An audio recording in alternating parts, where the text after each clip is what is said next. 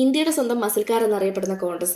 Hindustan Motors 1984 പുറത്തിറക്കിയ കാറായിരുന്നു കോണ്ടസ. 1984 കോണ്ടസ ഇന്ത്യയിലേക്ക് വന്നത്. പക്ഷെ അതിനു മുൻപ് തന്നെ ഹിന്ദുസ്ഥാൻ മോട്ടോഴ്സ് അംബാസഡർ കാർ മൂലം പ്രശസ്തമായിരുന്നു. എന്നാൽ അംബാസഡറിനെ കോണ്ടസയും താരതമ്യം ചെയ്യുന്ന സമയത്ത് അംബാസഡർ ഒരു പഴയ മോഡലായിരുന്നു. അതിനാൽ പുതിയ കാലത്തിനനുസരിച്ചുള്ള ഒരു മോഡൽ വേണമെന്ന് കമ്പനി ആഗ്രഹിച്ചു. അന്ന് ബ്രിട്ടനിൽ നിന്നുള്ള വോക്സ്വാൾ വിക്ടർ എന്ന കാറിന്റെ ഡിസൈൻ വാങ്ങി ഇന്ത്യയിൽ നിർമ്മിച്ചതാണ് കോണ്ടസ.